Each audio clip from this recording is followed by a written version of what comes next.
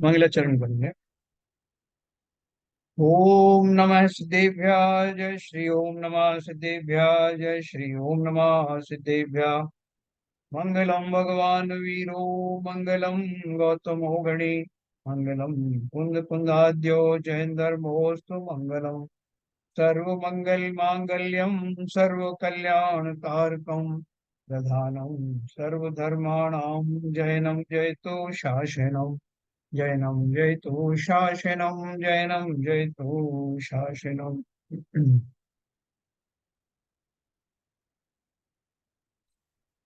पंडित टोडरमल जी द्वारा रचित मोक्ष मार्ग प्रकाशक का दूसरा अध्याय चल रहा है, जहाँ हमने आठों कर्मों के बारे में संक्षेप में जाना और घातिया कर्मों का क्या वो है भूमिका हमारे जीवन में होती है, वो हमने अच्छे से पढ़ा।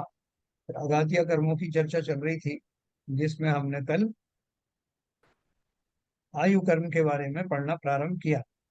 तो थोड़ा सा और आयु कर्म के बारे में अपन पढ़ेंगे, उसके बाद जो बाकी के तीन कर्म हैं उनके बारे में थोड़ी जानकारी लेते हैं। तो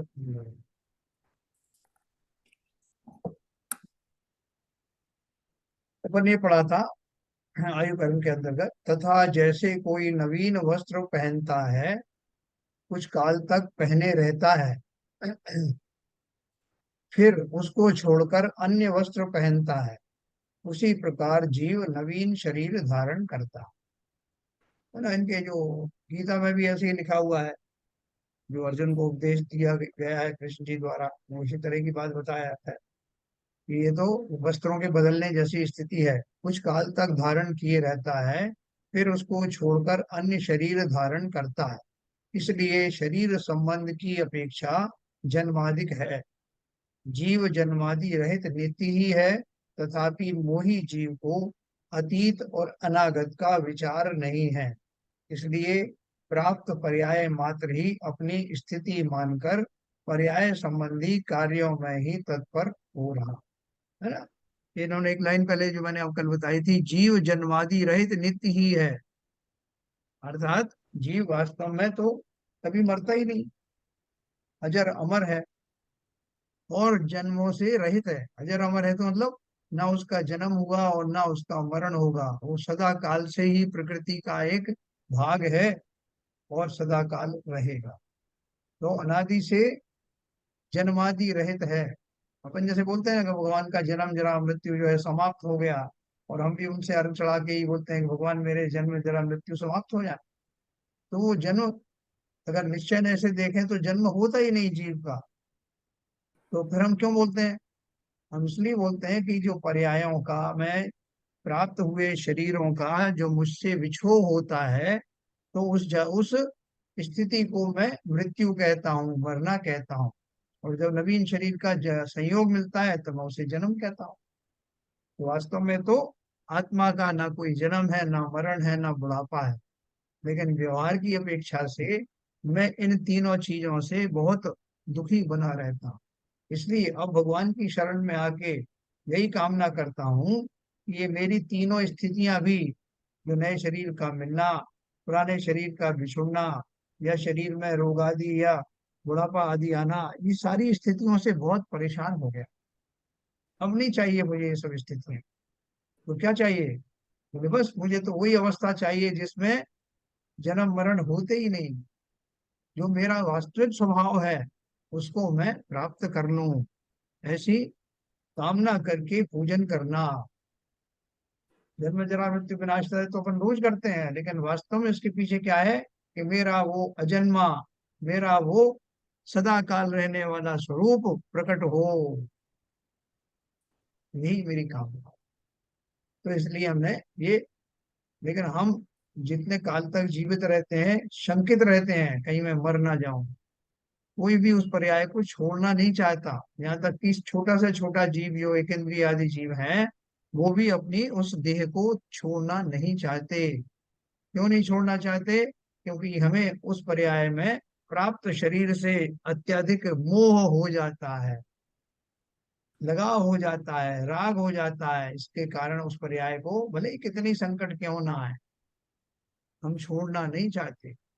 यहाँ तक कि अभी हमको समझ में नहीं आ रहा कि मोक्ष का स्वरूप क्या है। लेकिन मोक्ष का स्वरूप अगर कोई आपको बोलता है, जो कि वास्तव में भी है, कि भाई साहब ये शरीर आपको छोड़ना पड़ेगा। वैसे भी कहावत है ना कि बिना मरे स्वर्ग नहीं मिलता। तो बोले कि साहब ये मरण मरण का काम नाम मत लो आप। आपको अगर जो है इसी शरीर से स्वर्ग भेजना है या मोक्ष भेजना है तो बात करो। तो लोगों ने समझाया भैया ये पुराना हो गया, तुम्हारा शरीर टुकड़े टुकड़े जैसा हो गया, जगह जगह झुर्रियां आ गई, रोगों का घर हो गया, इसे छोड़ो ना, अब नया शरीर दिलवा देंगे आप। बोलो नहीं नहीं भाई साहब, वो जैसा भी है मेरे को तो यही पसंद है। आप तो इसी में दिलवा दो सब, चाहे जो स्वर्ग का हो चाहे मोक्ष का हो, तो मैं तैयार हूँ, मरने को तैयार हूँ। है, ऐसा हमारे सबके अंदर के भाव यही होते हैं। ये बात अलग है, कोई बहुत ज्यादा रोगग्रस्त हो जाता है, मरणासन में पड़ा हुआ है, तो वो ऐसी कामना करता है कि "अरे भगवान अब तो उठा ले"। तो उठा ले भी वो कोई खुशी खुशी नहीं बोलता, क्योंकि वो देह अब जो है बिल्कुल रहने योग्य रही नहीं, इसलिए मजबूरी है। बाकी तो मैं अगर वो अभी अभी स्वस्थ कर दूं तो मैं नहीं जाना चाहता। तो अनादिकाल से जीवों में जो मोह है, मोह का जो प्रमुख अवयव है, वो शरीर के प्रति होने वाला मोह ही है। बाकी सब चीजें तो शरीर से ही जुड़ी रहती हैं। उसी के बदौलत बाकी रिश्ते रिश्ते नाते, धन आदि की आवश्यकता, इंद्रिय सुख आदि सब शरीर के माध्यम से ही जुड़े रहते हैं। और शरीर का नए नवी पर्याय का मिलना और बिछुड़ना, ये सब मेरे आयु कर्म के हिसाब से तय किया जाता है। इस प्रकार आयु से पर्याय की स्थिति जानना। अगला कर्म है, अघाती कर्म है नाम कर्मोदय जन्य अवस्था। है ना। नाम कर्मोदय जन्य मतलब नाम कर्म के रूप में एक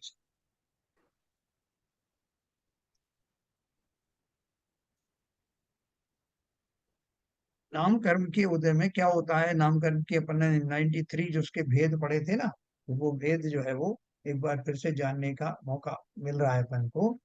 नाम कर्म से यह जीव मनुष्यादि गतियों को प्राप्त होता है। उस पर्याय रूप अपनी अवस्था होती है, वहां त्रस स्थावर आदि विशेष उत्पन्न होते हैं, तथा वहां एकेंद्रिय आदि जाति को धारण करता है। इस जाति कर्म के उदय को और मति ज्ञानावरण के क्षयोपशम को निमित्त नैमित्तिक पना है। जैसा क्षयोपशम हो वैसी जाति प्राप्त करता है ना। जो शरीर है जो हमारा शरीर नाम कर्म का उदय होता है, तो उसके उपलक्ष्य में शरीर प्राप्त होता है। ठीक है। अब शरीर प्राप्त हो गया। अब जैसे कि आपको एक ढांचा मिल जाए, बच्चों को नक्शे मिलते हैं ना, कि अब मैं आपको मैप दे दिया, उसको खाका दे दिया, उसमें कलर भरना है, अलग अलग कलर भरिए, उसमें अलग अलग जगह दिखाइए कि कहाँ खनिज की प्राप्ति होती है, कहाँ इसकी प्राप्ति होती है। अलग अलग तरह के मैप आपने बस स्कूल में पढ़े होंगे ना। ऐसे ही ये जो शरीर रूपी मुझे शरीर नाम कर्म के उदय से मुझे वो शरीर मिला, कौन सा मिला, एक इंद्री का मिला या दो इंद्री का मिला, तीन चार पांच, संगी असंगी, है ना, जैसा भी मेरा निमित्त बना, जैसा कि मेरा ज्ञान कर्म का उदय आया, उसके अनुसार मुझे एक शरीर मिला। अब उस शरीर में और भी बहुत सारे उसमें जो है वो उसके उपभाग होते हैं, जिनके निमित्त से मुझे तरह तरह की वस्तुएं मिलती हैं। है ना। तो वो जो वस्तुएं हैं, जो इसमें अपन ने डिटेल में पढ़ा था ना, नाम कर्म के बारे में।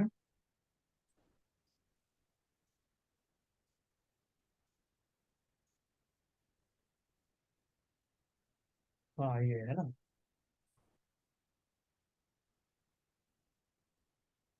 251 पेज पे था ये, जन धर्म जानिए में। 251।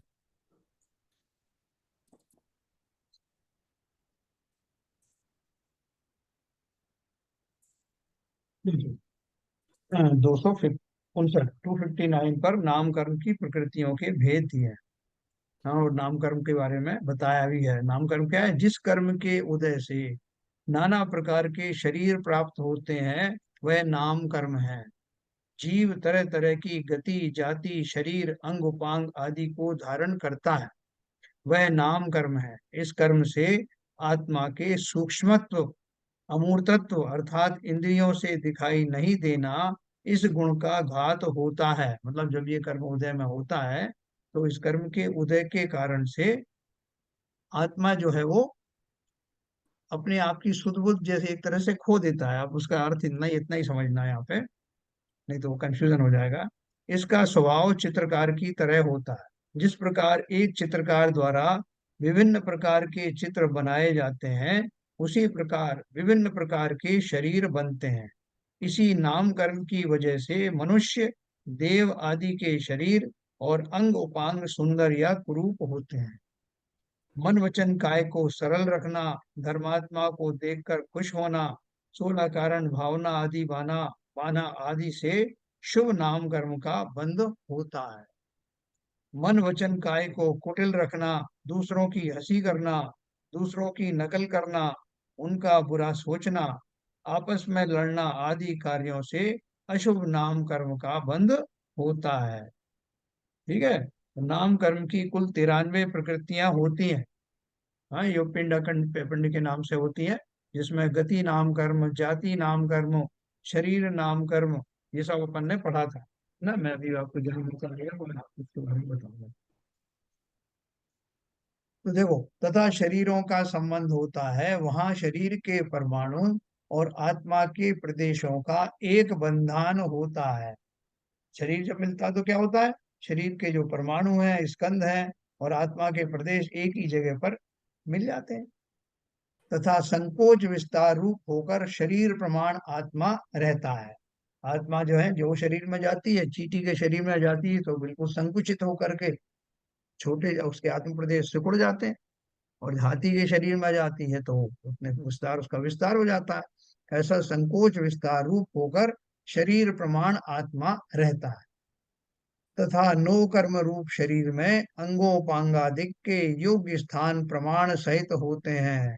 है नो कर्म रूप शरीर में, और एक हमारा नाम कर्म की कौन सी प्रकृति है, अंगोपांग नाम की एक प्रकृति है, जिसके फलस्वरूप शरीर में मेरे आंख कहाँ होंगी, नाक कहाँ होगी, भौहें कहाँ होंगी, कान कहाँ होंगे, अपने अपने प्रामाणिक स्थान में वो लग जाते हैं। ये अंग कौन से नाम कर्म की प्रकृति है, अंगोपांग नाम की नाम कर्म की एक प्रकृति के फलस्वरूप अपने अपने स्थान पर वो उपांग रहते हैं।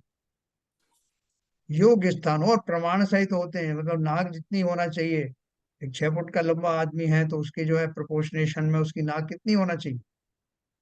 तो ऐसा तो है नहीं कि वो 6 फुट का है और नाक उसकी रख दी आपने 1 मिलीमीटर की। तो जो भी जिसको प्रोपोर्शनेट जो शरीर होते हैं, साधारण तौर पर उनमें प्रामाणिक स्थान पर और प्रामाणिक नाप के ही अंगोपांग होते हैं। इसी से स्पर्शन, रसना आदि द्रव्य इंद्रियां उत्पन्न होती हैं। हैं, अंगोपांग जो है, जो नाम कर्म का जो प्रकृति है उसकी वजह से जो स्पर्शन, मेरे शरीर में जो स्पर्शन इंद्रिय है वो शरीर, जितना शरीर है उतना उसका फैलाव है। और रसना इंद्रिय है, जीव में जितना है वो रसादि की उत्पत्ति हो, रसादि का जो है वो वेदन कर सके, उसके हिसाब से उसमें परमाणु बने रहते हैं। आप देखते हो मीठा जो खाते हो तो मीठे का स्वाद जो है जीभ के किस भाग से आता है, खट्टे का जो स्वाद है वो जीभ के कौन से भाग से आता है। पूरे भाग में वो सारे रसों की वो ज्ञान नहीं होता। तो वो अनुभूति होने के लिए भी अलग अलग स्थान निर्धारित हैं। वहां पर उन्हीं उन्हीं जाति के परमाणुओं का अरेंजमेंट किया गया है। स्पर्शन, रसना आदि द्रव्य इंद्रियां अंगोपांगादिक नाम कर्म के उदय से उत्पन्न होती हैं। तथा हृदय स्थान में 8 पंखुड़ियों के फूले हुए कमल के आकार द्रव्य मन होता है। हमारे जो मन होता है ना, मन के भी दो भेद हैं, जैसे इंद्रियों के दो भेद है ना, द्रव्य इंद्रिय और भाव इंद्रिय। जैसे हमारी आंखें हैं, आंखों को बाहर में तो जो दिख रही हैं वो आंखें वगैरह वो उपकरण है, वही हमारी द्रव्य इंद्रिय है। लेकिन उसके पीछे आत्मा के जो प्रदेश उस देखने की क्रिया में काम आते हैं, उनको भाव इंद्रिय कहते हैं। इसी तरह नासिका से जब मैं गंध लेता हूं तो बाहर में दिखाई देने वाली ये नासिका द्रव्य इंद्रिय है, फिजिकल इंद्रिय है। लेकिन वास्तव में इसके पीछे रहने वाले आत्मा के वो प्रदेश जो सूंघने आदि का संज्ञान लेते हैं, वो उसकी भाव इंद्रिय है, भाव नासिका इंद्रिय है। इसी तरह सभी इंद्रियों के बारे में लगा लेना। फिर मन के बारे में बोल रहे हैं, मन जो है हृदय स्थान पर, जहाँ हमारा हार्ट है ना, हार्ट मन नहीं है, हार्ट का जो स्थान है उसके पीछे 8 कमल की पंखुड़ियों वाला, मतलब उस आकार वाला एक द्रव्य मन होता है। द्रव्य मतलब फिजिकल मन होता है। और वो कैसा होता है? वो मनोवर्गनाओं से बना हुआ होता है, भौगोलिक होता है, लेकिन स्पेशल परमाणु होते हैं वो, ये जो मनोवर्गनाओं से बनते हैं, विशेष कर्म के समूह से बनते हैं। और उसके पीछे भाव मन होता है, अर्थात जो प्रदेश उन विचार आदि कार्यों में डायरेक्टली जो उसमें पार्टिसिपेट करते हैं वो भाव मन है। क्योंकि द्रव्य मन तो पौद्गलिक है, जैसे मेरी इंद्रिय बाहर की पौद्गलिक है, लेकिन उनकी भी आवश्यकता है ना। तो उसी तरह से द्रव्य मन भी है, लेकिन उसके पीछे रहने वाले जो जीव जहाँ से भाव आते हैं, वो उन प्रदेशों को भाव मन कहते हैं। भाई साहब, हाँ, ये भी पूछ रहा था, ये द्रव्य मन आप बता रहे हो, पौधकालिक है, तो अगर सर्जरी की जाएगी तो दिखाई देता है क्या? नहीं नहीं, मनोवरणाएं बहुत सूक्ष्म होती हैं, बहुत सूक्ष्म होती हैं, जैसे वो दिखाई नहीं दी। जैसे कान कान वगैरह का है, आँख आँख का है, आँख वगैरह में तो सब दिखाई देता है। द्रव्य जो इंद्रियां हैं, और मन जो है आप बता रहे पौधकालिक है, तो भौगोलिक तो है, भौगोलिक तो बहुत सारी चीजें हैं जो आंखों से माइक्रोस्कोप से कहाँ दिखाई देते हैं। नहीं जी, सही बात, सही बात। बहुत सारे सूक्ष्म चीजें हैं जो शरीर के अंदर हैं, जो किसी वो डॉक्टर लोग तो प्रैक्टिस करके जो बड़ी बड़ी दिखती हैं, जितना इलाज करके देख सकते हैं वो दिखती हैं, लेकिन और बहुत सारी सूक्ष्म चीजें हैं जो नहीं दिखाई देती। और सर्जरी दिखाई नहीं देगा। हाँ, नहीं नहीं दिखाई नहीं देगा। जैसे पुद्गली, ये आपके जो परमाणु है, अल्टीमेटली परमाणु अपन बोलते हैं ना, तो परमाणु तो दिखाई देता ही नहीं है, तो वैज्ञानिक भी मानते हैं, क्योंकि वो तो ऐसा सूक्ष्म है, अविभाज्य है, उसके आगे कोई टुकड़ा होता नहीं है, लेकिन वो आंखों से दिखाई नहीं देता। इसी तरह से परमाणु से जन्य बहुत सारे ऐसे सूक्ष्म स्कंद होते हैं जो कि दिखाई आंखों से नहीं देते। अभी अंधेरा है, अंधेरा क्या है? उद्गनों का स्कंद है, दिखाई देता है क्या आपको? बोले क्या बात करते हो, हाँ, अंधेरे में तो हमको कुछ भी नहीं दिखाई देता, तो अंधेरा कैसे दिखाई देगा? है ना। प्रकाश है, अंधेरा है, ये सारे जो है वो परमाणुओं से ही निर्मित ही है। ये हमें विश्वास नहीं होता। शब्द है, शब्द भी परमाणुओं से निर्मित है, शब्दों का करो ऑपरेशन। तो साहब जो जो शब्द है उनको मैं डिसेक्शन करना चाहता हूँ, कर पाएंगे क्या? तो ये सब जो स्कंद है, सूक्ष्म स्कंद होते हैं, उनको वो आपको दिखाई भी नहीं देंगे। नॉर्मल ज्ञान से तो दिखते ही नहीं है, अवधि ज्ञान से दिखाई दे सकते। तो इस तरह से हमारा वो द्रव्यमन होता है, तथा उस शरीर में ही आकार आदि का विशेष होना, वर्ण आदि का विशेष होना, और स्थूल सूक्ष्मत्व आदि का होना इत्यादि कार्य उत्पन्न होते हैं। सो वे शरीर रूप परिणमित परमाणु इस प्रकार परिणमित होते हैं। देखो और क्या क्या उसमें होता है? आकार, मेरा आकार कैसा होगा शरीर का? है, मोटा होऊंगा, तोंद निकली होगी, कुरूप होऊंगा, सुडौल होऊंगा, कितना लंबाई चौड़ाई होगी, कैसी नस नाड़ियां होंगी, ये सारे जो है मेरे इस नामकरण से निश्चित होता है। कलर कैसा होगा, गोरा होऊंगा कि काला होऊंगा? बोले साहब वो तो बदल जाते हैं ना साहब, आप वो लगाइए गोरा करने वाला क्रीम, वो बदल जाए। हाँ, बदल जाएगा क्या? उसकी एक रेंज होगी, उस रेंज में अगर वो उस नामकर्म का ही उदय वैसा होगा तो किंचित उसमें चेंजेस हो सकते हैं, लेकिन वो होंगे आपके कर्मों के अनुरूप ही। भाई ये लाल तो वही रहने वाला है।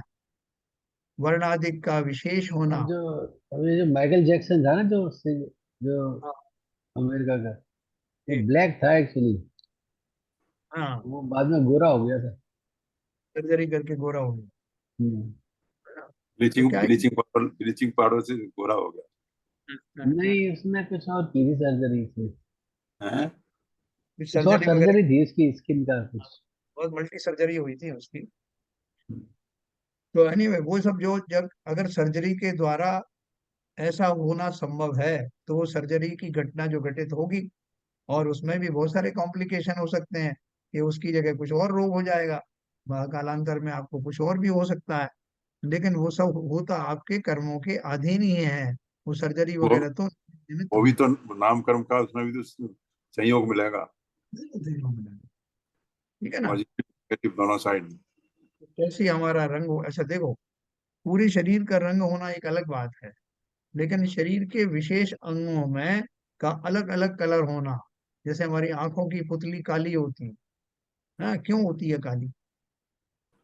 तो उसका एक विशेष कारण है कि जिन स्कंदों से, जिन परमाणुओं के जोड़ से वो स्कंद बनते हैं, जिनसे आंख की पुतली का निर्माण होता है, उनमें हमने कंप्यूटर में बहुत सारी चीजें डाल दी कि उनमें ऐसा ऐसा होना चाहिए, उनमें फोटो आना चाहिए, चित्रण आना चाहिए, वो जो है ढकी रहेंगी। और उसमें बहुत सारी, और हमने जैसे उसके ऊपर जो पलक रहेंगी उनमें जो है संवेदनशीलता ऐसी रहना चाहिए कि पलक झपकते ही, बोलते हैं ना, वो पलक झपकने का गुण होना चाहिए।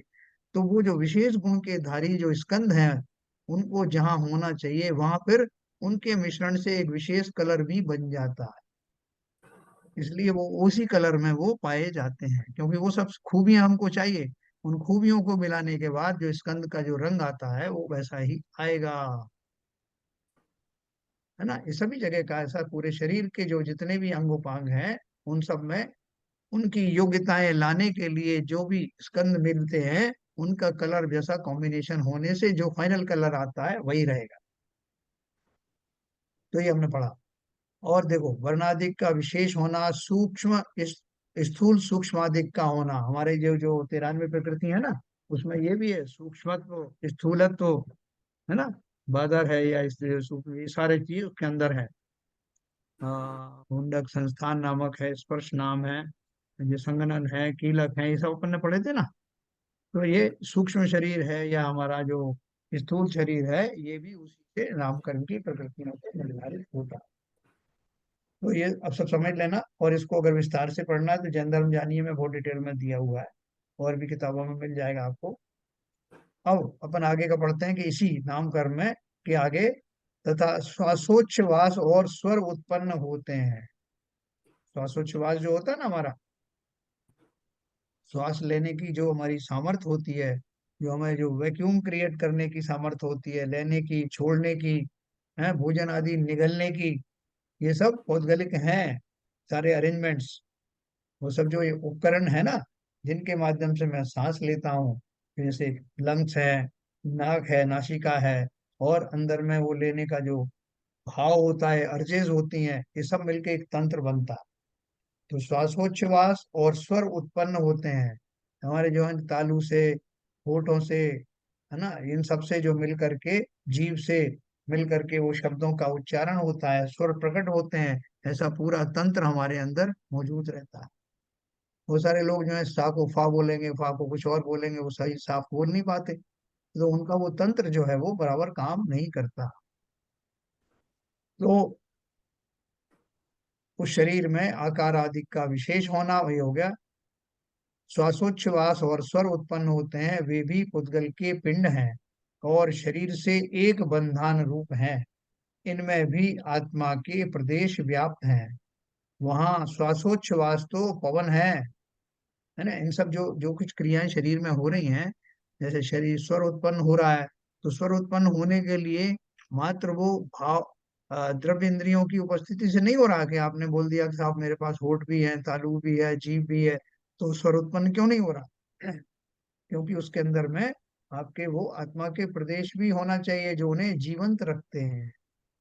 नहीं तो एक जो मुर्दा है उसके भी ये सब लगे होते हैं, होठ भी लगा है, सब जीभ भी लगी, लेकिन वो कहाँ बोल पाते? तो इसलिए उन्होंने बोला इनमें भी आत्मा के प्रदेश व्याप्त हैं। वहाँ श्वासोच्छ्वास तो पवन है, जैसे आहार का ग्रहण करे और निहार को निकाले तभी जीवन होता, जीना होता है, उसी प्रकार बाह्य पवन को ग्रहण करे और अभ्यंतर पवन को निकाले तभी जीवितव्य रहता है ना। इसलिए श्वासोच्छ्वास जीवितव्य का कारण है ना। उसमें जो पवन है, वायु है, वो दूसरे तरह की पौद्गलिक है, वो हमारे शरीर वाली पौद्गलिक नहीं। हालांकि ये बात जरूर है कि जो शरीर में रहने वाली वायु है, और उससे हमारे बहुत सारे काम होते हैं, इसलिए वो भी शरीर का एक भाग बन जाता है तो शरीर वो भी पुद्गलिक ही है। उसका जो है वो परमाणु बदल जाते हैं। जैसे कि पानी है, पानी द्रव्य रूप में भी रहता है, पानी ठोस रूप में भी रहता है, पानी वाष्प रूप में भी रहता है। तो उसी तरह से संसार की जितनी पौद्गलिक वस्तुएं हैं वो अलग अलग फॉर्म में रहती हैं, लेकिन उनका निर्माण पौद्गलिक परमाणुओं से ही होता है। इस शरीर में जिस प्रकार हाड़ मांसादिक है, उसी प्रकार पवन जानना। देखो ये उन्होंने ये लिखा है, जिस प्रकार हाड़ मांसादिक है वो हमारे पार्ट एंड पार्सल है ना। तो हमारे यहाँ जो अंदर में जो वायु रहती है, वो वायु बहुत सारे काम कराती है। जैसे भोजन को निगलना है, या सांस को छोड़ना है, और मलादि का विसर्जन करना है। ये सारी चीजें में जो वायु है, हमारा न्यूमेटिक फोर्स होता है, वो इस वायु से गवर्न होता है। इस शरीर में सब कुछ मिलेगा आपको। इसमें हाइड्रोलिक घटनाएं भी होती हैं, न्यूमेटिक भी होती हैं, इलेक्ट्रिकल भी होती हैं। इसमें विद्युत का संचार भी होता है, विद्युत का उत्पादन भी होता है, रसायन का भी उत्पादन होता है, एसिड भी बनते हैं, क्षार भी बनते हैं, सब कुछ है। पूरा एक यूनिक सिस्टम हमको मिला है। ऐसे इंस्ट्रूमेंट्स हैं हमारे पास, सब कुछ है। तो इसलिए बोल रहे हैं कि जो वायु है हमारी, वो वायु जब तक शरीर में रहती है वो हमारे चाहे उपद्रव करे चाहे हमारे कार्य में आए, लेकिन वो हमारा एक उपकरण का रूप ले लेती है। इस शरीर में जिस प्रकार हाड़ मांस आदिक हैं, उसी प्रकार पवन जानना। तथा जैसे हस्तादिक से कार्य करते हैं, वैसे ही पवन से कार्य करते हैं।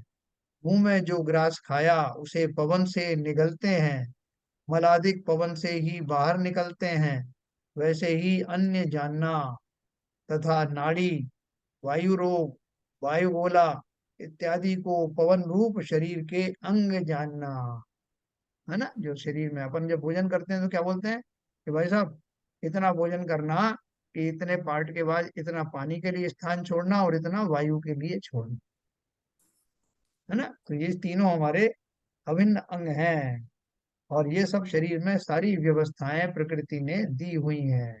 और ये सब व्यवस्थाएं जिस कर्म के अधीन आते हैं, वो सब है नाम कर्म। नाम कर्म का बहुत जोरदार जो कार्य होता है और आखिर तक रहता है, कि अनंत बन गए उसके बाद भी नाम कर्म का उदय चल रहा है। शरीर आदि जो मिला हुआ है वो बना हुआ है ना। और वो सब श्वासोच्छ्वास वगैरह ये सब भी चलता रहता है। फिर स्वर जो निकलता है, स्वर है वह शब्द है। सो जैसे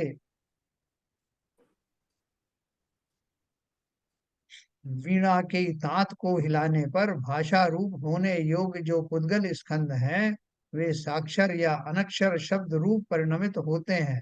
जो वीणा का तार अपन हिलाते हैं या कोई भी इंस्ट्रूमेंट का, तो उसमें जो स्वर लहरी उत्पन्न होती हैं, वो स्वरों से हम पहचान लेते हैं कि कौन से शब्द इसमें बोले जा रहे हैं, कौन सा गाने की ट्यून चल रही। तो वे साक्षर या अनक्षर शब्द रूप परिणमित होते हैं।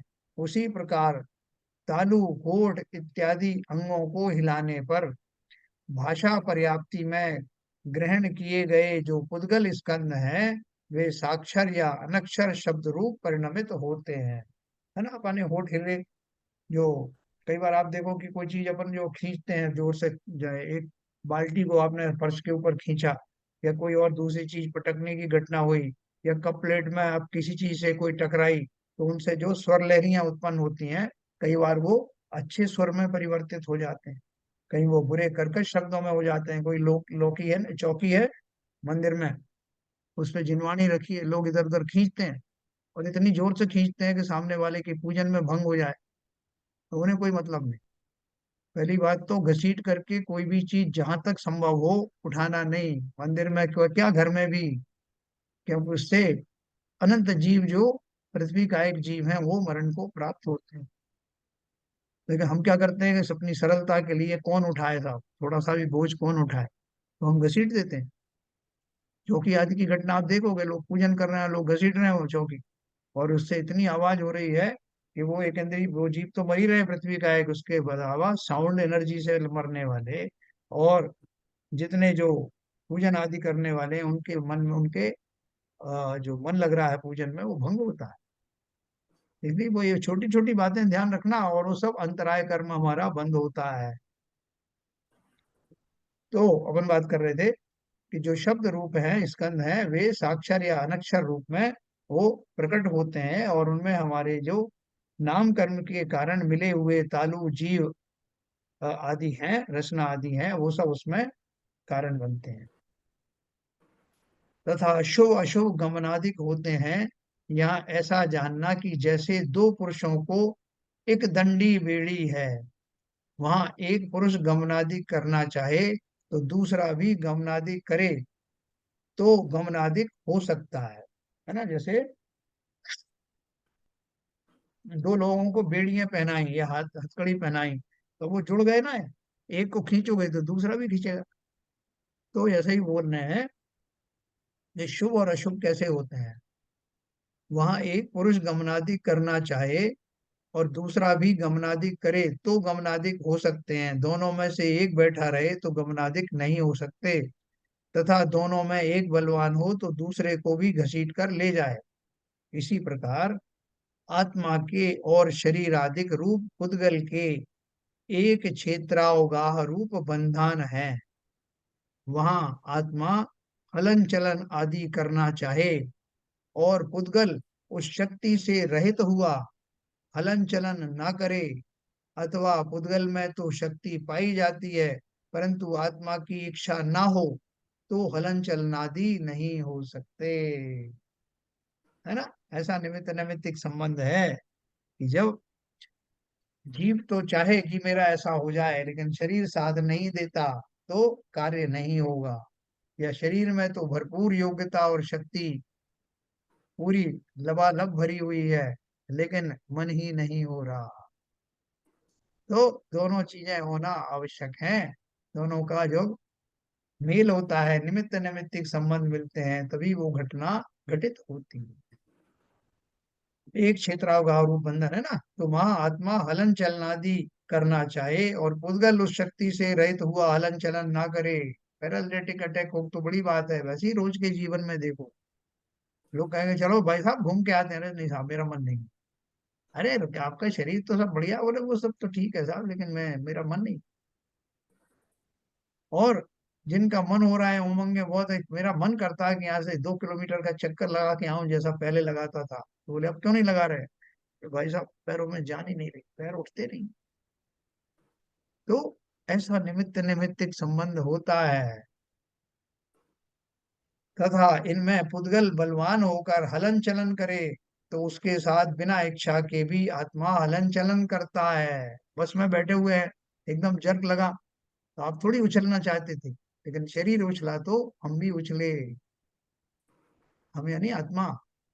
या उन्होंने एक ब्रेक लगाया जोर से, हम पीछे की सीट पे बैठे थे, तो पूरा शरीर उठ करके और ड्राइवर तक पहुंच गया, और उसमें हम भी बैठे हुए थे उस शरीर में, हम भी पहुंच गए, हमारी इच्छा थोड़ी थी। तो ये ऐसा जो निमित्त नैमित्तिक संबंध होना, इस प्रकार हलन चलन आदि क्रिया होती है तथा इसके अपयश आदि बाह्य निमित्त बनते हैं। इस प्रकार ये कार्य उत्पन्न होते हैं। ये क्यों बता रहे हैं कि यश आदि भी इस नाम कर्म के भाग हैं। तो मुझे जो यश मिलता है, कीर्ति मिलती है, वो मेरे ही पूर्वकृत कर्मों के उदय में मिलती है। मैंने अगर पहले किसी को सराहा हो, उनकी उनकी उनकी बात की, सही बातों की प्रशंसा की हो, तब तभी मुझे, मैं हकदार हूं कि मुझे भी जीवन में यश की प्राप्ति होगी। अगर मैं दूसरों का यश अपने नाम करता रहा, दूसरों को उस श्रेय से वंचित करता रहा, उसमें अपने आप को आगे रखता रहा, तो भूल जाइए हमें कभी दीर्घ काल तक यश आदि की प्राप्ति नहीं होगी। हम होते रहेंगे दुखी, भाई साहब देखो मेरी योग्यता आप जानते नहीं क्या, मैंने क्या नहीं किया, लेकिन कोई मेरा नाम भी नहीं लेता। सबसे मैंने कह के भी देख लिया कि भैया देखो मैंने ये सब काम किया था, तब भी कोई सुनता नहीं। फला फलाने के जय जयकार करते, जबकि उन्होंने क्या किया। भैया उन्होंने कुछ किया हो ना किया हो, अभी पूर्व में तो किया ही है, इसी का पुण्य भोग रहे। तो ये बहुत ध्यान रखना, क्योंकि ये बार बार अपन को सुनने में आता है कि पता नहीं साहब मेरे कौन से कर्म है, कोई मुझे कोई श्रेय देता नहीं, और फलाने को बहुत श्रेय मिलता रहता है। तो वैसे ही नहीं मिलता। लेकिन जिन्हें मिला है श्रेय, मिल रहा है श्रेय, वो भी श्रेय लेने का भाव मत करना, क्योंकि यही अपयश का कारण भी बनने वाला है निकट भविष्य में।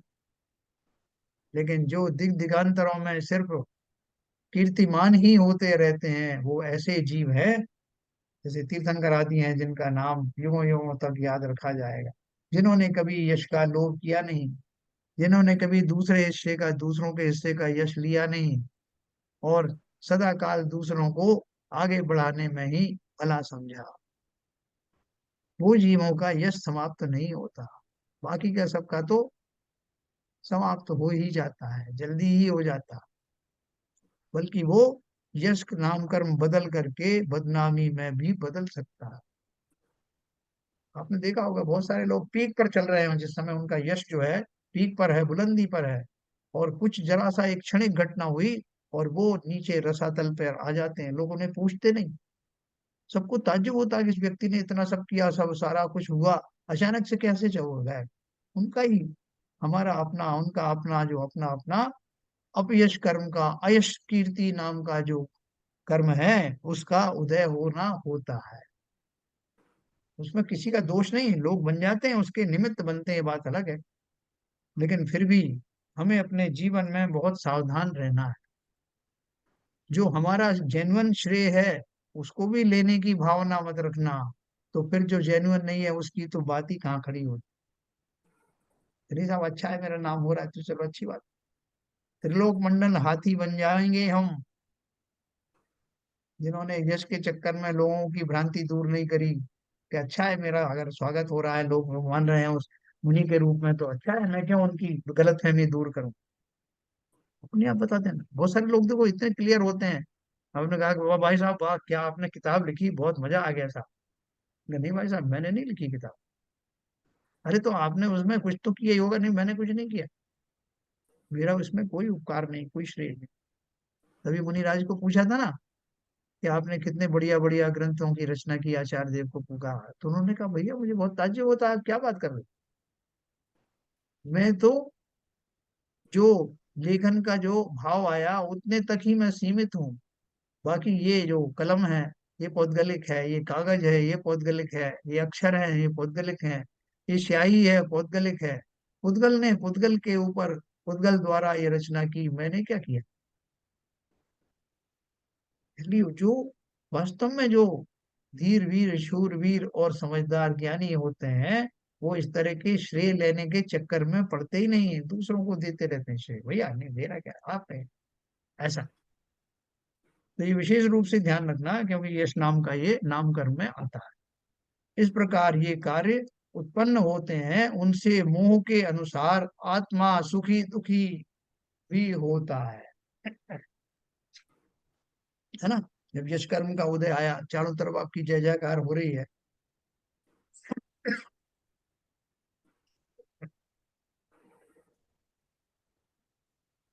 ऐसे काल में शांत भाव से रह करके उन घटनाओं को महज संयोग मानना है। उस कर्म का उदय आया इसलिए लोग जय जयकार कर रहे हैं, वो जितने देर तक उसकी स्थिति रहेगी तब तक रहेगी, उसके बाद चला जाए। है ना, कृष्ण जी ने क्या किया था जो उनका यश आज भी मौजूद है। लोग उनका गुणगान करते थकते नहीं है, जबकि अभी तो वो तीर्थंकर हमारे हिसाब से बनेंगे। लेकिन उन्होंने जो वो धर्म की प्रभावना की थी, वो मुनिराज जिन्हें रोग आदि हो गए थे, असाध्य रोग हो गए थे, उनकी उपचार के लिए उन्होंने वो लड्डू औषधि के बना करके पूरे राज दरबार की तरफ से बांटे थे, और चाहा था कि वो मुनि इन रोगों से मुक्त हो जाएं। और भी उन्होंने जो कुछ किए होंगे, उन सब कार्यों के कारण उनका यश आज भी विद्यमान। रामचंद्र जी ने क्या किया। आज आदमी मरते बैठते उठते सब जगह राम की याद करता है। मरने वाला भी ये राम कहता है, उत्पन्न होने वाला वो भी बोलता है, बोलो रामचंद्र भगवान की जय। है कोई जो है, यहाँ तक कि बहुत सारे जो शब्द जो है, जो वांछनीय नहीं होते, उनमें भी राम लगा है। आराम में भी राम लगा है, राम में भी राम लगा है। कितना उनका गुण, हर जगह राम। मरता व्यक्ति भी राम की याद करता है। उड़ता व्यक्ति भी राम की याद करता है। कहाँ से आया वो यश? वो तो चले गए मोक्ष में, लेकिन यश आज भी गुंजायमान है। तो देखो, ऐसे नाम कर्म के उदय से स्वयमेव नाना प्रकार रचना होती है, अन्य कोई करने वाला नहीं है, तथा तीर्थंकर आदि प्रकृति यहाँ है ही नहीं। हाँ, यहाँ है ही नहीं मतलब वर्तमान में नहीं है। तीर्थंकर नाम कर्म की का बंद होता है ना, बंद तो होता है, अभी नहीं हो रहा। ये देखो,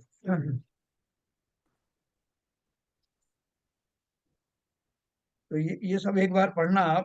तीर्थंकर नाम कर्म की प्रकृति 42 नंबर पे इसमें दी हुई है। अब इसके बाद में हम जो पढ़ेंगे गोत्र कर्म के बारे में। तो ये नाम कर्म के उदय में ही तीर्थंकर नाम प्रकृति का बंद होता है, ये ध्यान रखना। और किन को होता है? जो नहीं चाहते कि वो तीर्थंकर बने। अरे क्या उल्टी बात कर रहे हो? जो नहीं चाहते तो कैसे बन जाएगी? नहीं चाहने का अर्थ ये है कि वे अपने स्वाभाविक रूप से वो अपने पुरुषार्थ को किए जा रहे हैं, मुक्त होने के योग्य मोक्ष मार्ग का पुरुषार्थ किए जा रहे थे। उसी प्रोसेस में अगर उनके ऐसे भाव बने, उस जाति के भाव बने, तो वो तीर्थंकर नाम कर्म का बंद होता। जबकि वो चाहते नहीं। क्यों नहीं चाहते? क्योंकि तीर्थंकर नाम प्रकृति का बंद होगा तो तीर्थंकरों की बाय एंड लार्ज काफी लंबी आयु होती है। तो सभी की तो मैं नहीं कहता, लेकिन ज्यादातर होती है, इसलिए वो नहीं चाहते कि वो संसार में ज्यादा रुके हैं। जैसा भी संभव हो, जितनी जल्दी हो संसार से निकल जाए, सिद्ध बन जाए। ये पूर्णता बैकग्राउंड में अभिलाषा बनी रहती है, चाहत होती है जल्दी से जल्दी संसार से पार हो जाए। तो उसमें वो तीर्थंकर बनने का ऐसा उनका भाव नहीं आता, कोई पोस्ट लेने का भाव ही नहीं आता। लेकिन अपने भावों का निमित्त मिलता है और उनसे तीर्थंकर प्रकृति आदि का बंध होता है। तो इसको कोई एक बहुत बड़ी चीज मत मानना। अपन बोलते हैं साहब 16 कारण की हम जो जो पूजन करेंगे, 16 कारण भावनाएं भाएंगे तो हम तीर्थंकर बन जाएंगे। तो तीर्थंकर बनने के लिए कोई उपाय करने की जरूरत नहीं है। आप तो बिना उनकी अभिलाषा किए ही आप 16 कारण भावनाएं भाइए ना, सभी मोक्षगामी भाते ही हैं। और अगर आपका भाव उससे ऐसा होगा, जबकि ये कहा आगे आप पढ़ेंगे तो उसको आपको पढ़ने में मिलेगा, संक्लेशित परिणाम से तीर्थंकर नाम कर्म का बंध होता। तो संक्लेशित का अर्थ क्या है? जिस लेवल का आपके पवित्र भाव चल रहे थे, उससे थोड़ा सा डिगने पर तीर्थंकर बनते। ये बहुत सूक्ष्म बात है, वो कभी अपन बाद में पढ़ेंगे। फिलहाल तो इतना समझिए कि ये सब उसी की पार्ट है। नाम कर्म की जो प्रकृति है, 93 प्रकृतियां, उसी में एक अंतिम प्रकृति ये है। फिर गोत्र कर्मोदय, कर्मोदय जन्य अवस्था। आयु हो गया, नाम हो गया, अब गोत्र। गोत्र कर्म से उच्च नीच कुल में उत्पन्न होना होता है। वहां अपनी अधिकता हीनता प्राप्त होती है। मोह के उदय से आत्मा सुखी दुखी भी होता है। उच्च नीच कुल है ना, तो वो कौन सा है उच्च नीच कुल? ऊंचे कुल में अपन समझते हैं ऊंचा नीचा कुल वो होता है कि ब्राह्मण हुए, क्षत्रिय हुए या जैन हुए, तो वो उच्च कुल हो गया। और जो उससे नीचे के जो हैं शूद्र आदि में उत्पन्न होना, वो नीच कुल हो गया, है ना। व्यवहार दृष्टि से तो अपन ऐसा ही मानते हैं, लेकिन वास्तव में एक और व्यवहार स्वरूप से आप मानना, निश्चय से तो कोई गोत्र होते ही नहीं। एक और अगर अपन व्यवहार दृष्टि लगाएं तो क्या दृष्टि है कि जिस कुल में सत्कार्य होते हैं, जिस कुल में धर्माधिक प्रभावनाएं होती हैं, धर्माधिक कार्य होते हैं, अनुष्ठान होते हैं, जीवों को सताया नहीं जाता, जीवों के प्रति उदार वृत्ति रखी जाती है, उपकार की भावनाएं रहती हैं, ऐसे कुल में उत्पन्न होने वाले को बोलते हैं कि उसका उच्च गोत्र का बंध हुआ था। फिर उसके विपरीत जो इन लक्षणों से सुशोभित नहीं है, जिन परिवारों में, जिन कुलों में इस तरह के निकृष्ट कार्य किए जाते हैं, वो भले ही वो क्षत्रिय का ही क्यों ना हो, भले ही वो ब्राह्मण जैन का ही क्यों ना हो, अगर उसमें चंडाल आदि जैसे निकृष्ट कार्य होते हैं, तो वो नीच कुल में, नीच गोत्र में माना जाता है। तो इस तरह से हमारे कर्मों के वजह से ही हम ये इन गतियों में इन कुलों को प्राप्त करते हैं। गोत्र कर्म से। और फिर क्या होता है कि हमें जो मिलता है हम उससे दुखी सुखी होते हैं। भैया ये क्या, मुझे ये ऐसा कुल मिला या उच्च मिला, तो हमें घमंड आ जाता है कि मैं ब्राह्मण हूँ, मैं क्षत्रिय हूँ, मैं जैन हूँ। तो उसका गर्व ही नहीं करना। उच्च नीच गोत्र कल कुल का जो होता है ना, तो वो इसका जो पर्यायवाची आप समझना। गोत्र कर्म से उच्च नीच कुल में उत्पन्न होना होता है, वहां अपनी अधिकता हीनता प्राप्त होती है।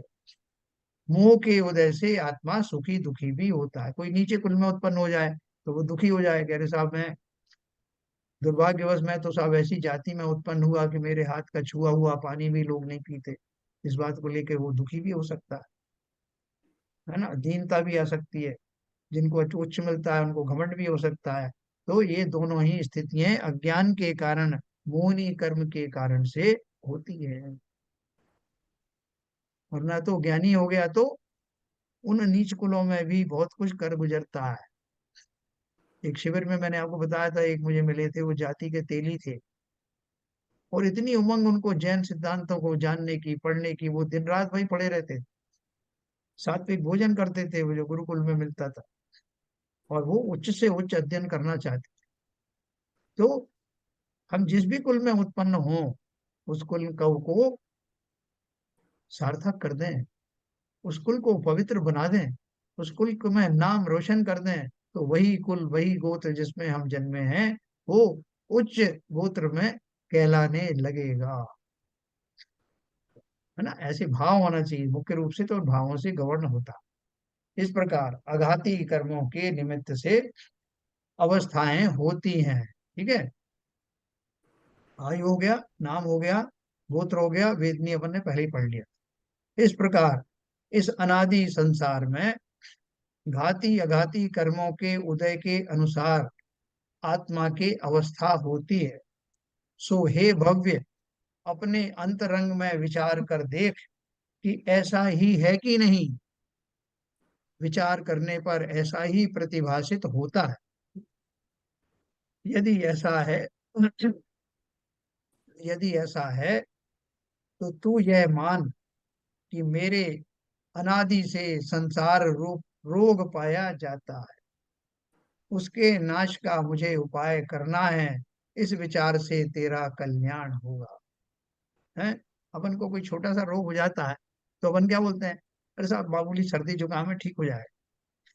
है, थोड़ा बुखार हुआ, 3 4 दिन रह गया, एक हफ्ते रह गया, तो थोड़ी चिंता होने लगी। फिर किसी ने डरा दिया कि साहब ऐसे ऐसे लक्षण तो नहीं हो रहे हैं, हो सकता है कि आपको जो है वो जॉन्डिस हो गया हो, या आपको जो है कोई और बड़ा रोग हो गया हो। तो अपन जो है वो चिंतित, थोड़े से चिंतित होने लगते हैं। फिर उसका उपचार थोड़ा ज्यादा सीरियसली करते हैं। फिर किसी ने बोल दिया आपको टीबी हो गई, तो अपन और सीरियस हो जाते हैं। अब किसी ने बोल दिया कि कैंसर हो गया, तो कैंसर हो गया तो फौरन घबरा जाते हैं, साहब इसका तो तुरंत इलाज होना चाहिए, नहीं तो मैं मरण को प्राप्त होऊंगा। तो तुरंत प्रभाव से उसका इलाज करने में जुट जाते हैं। आचार्य कहते हैं, आचार्य कल्प टोडरमल जी यहाँ बता रहे हैं कि जिसको अनादि का संसार रोग पाया जाता है, वो कैसा आराम से रह रहा है। उसको क्यों चिंता नहीं हो रही कि इस रोग को तुरंत दूर करूं। उस रोग के साथ में रहने का आदी हो गया। इसलिए ऐसा भाव ही नहीं आता। ऐसा लगता ही नहीं है कि संसार बना कोई रोग है। जिस दिन ऐसा लगने लगेगा, मैं उन पुरुषार्थधारी, उन महापुरुषों के समकक्ष खड़ा हो जाऊंगा जिन्होंने ऐसा ही सोचकर भवों से निवृत्त होने का बीड़ा उठा लिया। बन जाऊंगा उनके समकक्ष, बन जाऊंगा उन जैसा पुरुषार्थी। जब तक नहीं बनता तब तक मैं भी वैसा ही अज्ञानी हूँ। औरों में मुझ में क्या विशेष अंतर नहीं। मैं भी मस्त हूँ उस अपनी रोग जन्य पर्याय के साथ में। इस प्रकार से ने लिखा है, उसके नाश का मुझे उपाय करना है, इस विचार से तेरा कल्याण होगा। इति श्री मोक्ष मार्ग प्रकाशक नामक शास्त्र में संसार अवस्था का निरूपक द्वितीय अधिकार संपूर्ण हुआ। ठीक है सर, इसमें किसी ने कोई प्रश्न नहीं किया। प्रश्न का कुछ था ही नहीं सर। हाँ, सब मंत्र मुग्ध से सुनते रहे। कि हमारी अपनी बात हुई है ये, और ऐसा ही है जैसा बताया, एक एक शब्द हमको लगा कि ऐसा ही तो है, कोई कंफ्यूजन की कोई गुंजाइश ही नहीं। क्या पदमचंद जी, अनम्यूट करके बताइए। इसमें तो मुझे कंफ्यूजन कुछ है ही नहीं साहब, बिल्कुल क्लियर है। क्लियर है। हम्म। क्या ललित जी कुछ निकाल पाए आप इसमें से बारीकी? अनम्यूट करिए। हाँ। नहीं, जो है फैक्ट है, फैक्ट है, जो जीव है वो ऐसा ही है। देखो हमने भली भांति से। केवल हमको उसे रियलाइज करना चाहिए कि इस तरह का ही है, जिससे कि हम अपना हाँ, आचरण, अपने भाव जो है समता में रखें, शुद्धता में रखें। यार पिजन साहब, हम आप बहुत प्रसन्न नजर आ रहे साहब दुखी देखा नहीं होगा, ऐसे तो नहीं है। हैं। मुझे दुखी रहने की आदत नहीं है। बहुत बढ़िया, बहुत बढ़िया, ये वास्तव में इनका कहना सही है। कभी दुखी होते नहीं हो, अगर कुछ कोई शिकायत भी किसी बात की हो तो 1 सेकंड के अंदर शिकायत निकल जाती। सर ऐसा है, शिकायतों का पुलिंदा तो बहुत है। बहुत बढ़िया, बहुत बढ़िया। क्या चलन जी उसका कुछ है? उसका भी पुलंदा पुलंदा के लिए भी एक ब्रह्मांड का पिंड बना रखा है उन्होंने स्कंदों का, वहां जमा कर दे। जमा कर देते हैं उसको। हाँ, तो नहीं, चलिए। ये नामकर्म का हमने नामकर्म का बड़ा ही जोर है। बहुत बड़ा रोल है नामकरण का, है ना। अपन ऐसे तो नाम रख देते, सब फलाने का नाम रख दिया, जो सेठ छिदामी लाल और सेठ करोड़ी मल और फलाने नाम, लेकिन वो चरितार्थ होते हैं कि नहीं, ये अलग बात है। असली तो जो नाम कर्म है, जो बैकग्राउंड में है, उससे चीजें गवर्न होती हैं। और सबसे बड़ी बात यह है कि आपको कोई भी शिकायत है तो फिर आपको मालूम होना चाहिए कि ये सारा कुछ मिला है, जो भी अच्छा बुरा टेढ़ा मेढ़ा जो भी मिला है वो सब नामकर्म की वजह से मिला है। वो आप उसके रीजन आप खुद ही हो उसके।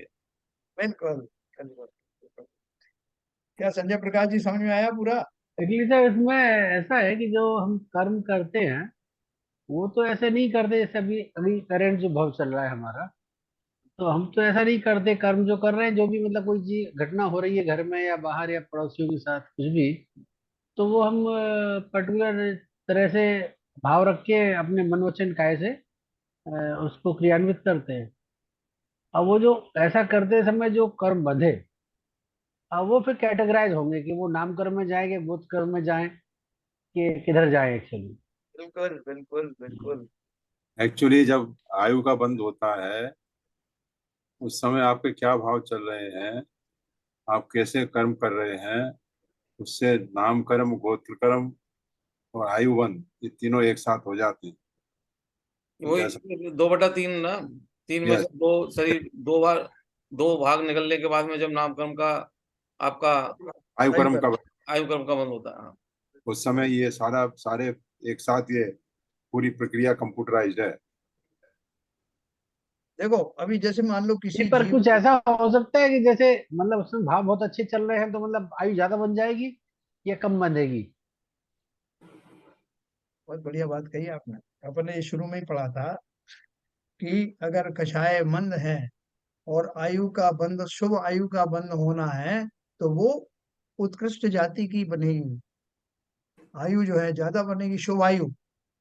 हाँ, पुण्य का मतलब उदय है। जाति इंपॉर्टेंट है, आयु का केवल ड्यूरेशन तो इतना नहीं महत्व है। ड्यूरेशन भी होता है उसके साथ साथ। नहीं इसमें सर, बस। तात्कालिक भावों का तो महत्व इतना नहीं है। एक लंबे समय तक जो भाव बने रहते हैं वो जो है ज्यादा कारगर होते हैं, मेरे किसी भी कोई भी किसी भी कर्म के बंद। और जब नॉर्मल होता है ना, जब नॉर्मल होते हैं तभी तभी बंद होता है आयु कर्म का, उसका अगली अगली आयु कर्म का बंद तभी होता है। ज्यादा तेज होंगे या ज्यादा कम होंगे उस पीरियड में कभी आयु बंद नहीं होती। यस, वो जो पल्स एवरेजिंग आते हैं होती पल्स है। में आयु बंद नहीं होता है।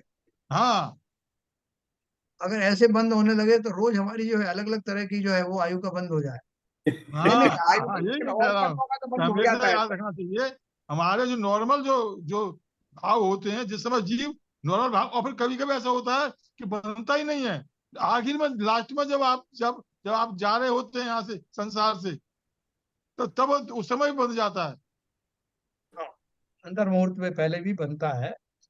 लेकिन देखो एक चीज कितना अच्छा मैकेनिज्म है, जैसे मगर किसी। मगर सर एक चीज मैं पूछना चाहूंगा।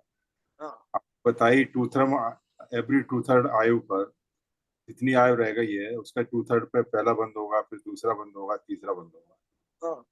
उस समय क्या कहते हैं, अगर भाव ऊंच नीच चल रहे हैं तो टू थर्ड आयु पे जो समय आया क्या वो निकल जाएगा, आयु बंद नहीं होगा उसमें? अगर वो टू थर्ड के टाइम पर वैसा भाव नहीं आ रहा होगा एवरेज वाला, तो बंद नहीं होगा, फिर अगला जो नहीं मिलेगा होगा। टाइम तक होगा बंद। और तो अंत में फिर आगे देखा जाएगा, पूरी जीवन में एक बार ही तो होता है बंद। तो फिर वो अंत में, अंत जीवन के अंत समय में जब आयु पूरी हो रही और है, हाँ हाँ, तब तो होगा ही होगा। तो उस समय भी एवरेज नहीं आ रहे हैं भाव, तो क्या होगा फिर नहीं अगली बार? उस समय नहीं है, तो देखो वो तो आते ही हैं, तभी तो वो नियम बना है।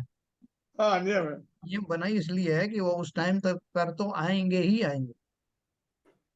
और देखो मैं आपको एक विशेष पर चीज सब बताता एक्चुअली ये जो स्टॉक है उस मोमेंट जब आयु बंध रही है उस क्षण पे कैसे भाव हैं उस हिसाब से जाति बंधेगी, वो थोड़ा सा लॉजिक तो नहीं लग रहा है इस तरह का। मान लीजिए कोई है ऐसा व्यक्ति जो कि अच्छे नहीं है उसके मनोवचन का है कि, पर मान लीजिए उस समय जब बंध रही आयु वो मंदिर में बैठा हुआ है, उस मोमेंट पे उसके अच्छे भाव है, तो अब जो पुराना उसका हिसाब किताब है वो ध्यान में नहीं रखा जाएगा। ये तो यही तो बात करी उन्होंने, बाबू जी ने यही तो कहा कि जब तक आप जो आपके जो एवरेज भाव हैं उनको, जो इम्पल्सेस को निकाल दिया जाएगा। इम्पल्स आई आपकी उस टाइम भर के लिए आई, तब उस टाइम आयु बंद नहीं होगा। जहाँ हम्म। एवरेजिंग होती है बाय एंड लार्ज, अपनी एक पर्सनैलिटी बनती है ना कि वो आदमी कैसा है। तो फिर मतलब ओवरऑल स्टॉक लिया ना, जो जैसे अपन ग्राफ और में करते हैं ना कि जो पीक ऊपर निकल गई है उसको हटा देते हैं, एक वो नॉर्मल कर्व स्टैंडर्ड फिट कर स्टैंडर्ड लेते हैं। डेविएशन आ जाएगा हाँ, स्टेटिस्टिक की स्टैंडर्ड तरह, डेविएशन, हाँ हाँ हाँ हाँ हाँ हाँ। क्योंकि वो देखो सारे कैलकुलेशन कर लेगा, वो सारे ललित अल्गोरिथम। मैं जी, हाँ। थोड़ा आपका कॉम्प्लेक्स सिग्मा, सिचुएशन तो है, क्यों गति कर्म भी बंद होना है, आयु कर्म भी बंद होना है, बाबू सभी बंद होने हैं, तो उसमें थोड़ा सा कॉम्प्लेक्सिटी तो है। एक जनरल थंब रूल जैसा बना दिया है टू थर्ड वाला जो है। ये कई अवसर मिलते हैं, जो 8 अवसर 7 अवसर जो भी मिलते हैं, ये सही है। देखो लेकिन एक चीज मैं में ज्यादातर एवरेज वाले ही बना रहा हूँ। भाई साहब वो बात समझा दीजिए। तो जैसे आप कह रहे थे ना, जैसे 20 साल की आयु बंधनी है तो कुत्ता हाँ बनेगा, लेकिन बनेगा बनेगा हाँ, एसी वाला कुत्ता का। अच्छा, एसी वाला कुत्ता बनेगा।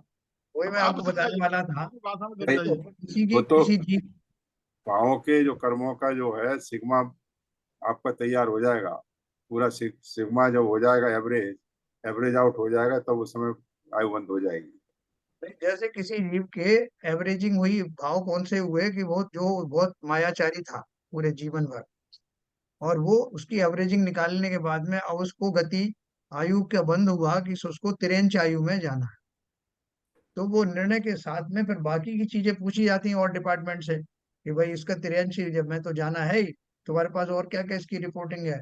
बोले तिरेंच में तो जाना है, इसको नामकर्म की कौन सी वाली वो मिलनी है, एक इंद्री का शरीर मिलना है, दो इंद्री मिलना, छह इंद्री मिलता है, उन्होंने पांच इंद्री वाला मिलना चाहिए, छह तो होती नहीं, पांच इंद्री वाला मिलना है। तो पांच इंद्री वाला मिलना अच्छा। आयु वाले से पूछा कि भाई आपका स्टॉक कितनी आयु तक इसको रहना चाहिए, तिरंच गति में कितने साल का इसका योग बन रहा है? बोले 12 साल का। तो 12 साल का पीरियड आ गया, और जो पांच इंद्री वाला जीव आया, तिरंच जो है वो गति आ गई। फिर और चीजें पूछी कि उसकी हड्डियां कैसी होंगी, उसका रंग कैसा होगा, सब एवरेज निकाला तो मालूम पड़ा कि उसको स्ट्रीट डॉग बनेगा, और 12 साल की आयु होगी, तिरंचगति हो गई, पंचेंद्रिय हो गया, उसका कलर भी निर्धारित हो गया कि उसका रंग कैसा होगा। और साथ में कोई अगर पुण्य का भी उसमें है तो वो भी उसमें मसाला डाल दिया जाएगा कि इसको एसी की गाड़ी में लोग लेके घूमेंगे या सड़क पे छोड़ देंगे, वो सब भी उसके साथ चलेगा। तो ये सारी नहीं तो बारीकी। अल्टरनेट लगानी पड़ेगी। लेकिन सर जैसे ही हम जो बात बोल रहे हैं अभी, हाँ एक्चुअली में वैसा होता नहीं है। ऐसा होता है कि जब हमारे कोई भाव रहते हैं ना, जैसे किसी के मायाचारी के भाव हैं, तो जिंदगी भर उसके भाव वैसे ही बने रहते हैं। वो प्रकृति ने ऐसे दिया है, आदमी जल्दी चेंज नहीं होता है। जब तक कोई उदय कर्म आ जाए और उसको ऐसी शिक्षा मिल जाए, या ऐसा उसके जीवन में ऐसा कोई संयोग आ जाए कि उसके भाव चेंज हो जाए, अदरवाइज जो भाव जो है मोर और लेस सेम सेम ही रहते हैं आदमी के। वही तो, इसीलिए तो वैसा, इसीलिए तो आयु बनती है एवरेजिंग निकालने के बाद। इम्पल्सिव भी, जैसे मान लो कुछ आदमी ने जो एकदम कोई ऐसा काम किया, और लोग कहने में ही आ जाता साहब उसने वो उसको इतनी जोर से जो वो किया था दुर्व्यवहार, इस वजह से वो नरक चला गया। लेकिन ये एक आध व्यवहार की बात नहीं होती, जो आपने सही कहा वही है। जो एवरेजिंग होती है उसके अनुसार ही घटित होता है। प्रकृति हमें संभलने का, सुधरने का कितना मौका देती है। नहीं तो कितनी बार हम जो है नरक का बंद कर लेते हैं अब तक। कई बार हम कहते हैं जैसे कोई पॉलिटिक्स में कोई घटना हुई, अरे साहब इनको तो चौराहे पे खड़ा होकर के गोली मार देना चाहिए, तो बन गया नरक का घर हो गया। अब बाकी मैं कुछ भी कर लूं, सारे धर्म कर्म बेकार। ऐसा नहीं होता। इसलिए वो प्रकृति बहुत लिबरल है, बहुत उदार है। जो घटनाएं जो घटती हैं उनमें इन सब का लेखा जोखा लिया जाता है, आदमी का स्वभाव कैसा होता है, किन किन परिस्थिति में उसके कैसे भाव आते हैं। उन सब के बावजूद जो कंसिस्टेंसी बनी रहती है, जो टेंडेंसी रहती है, उसके अनुसार अगली आयु का बंध हो।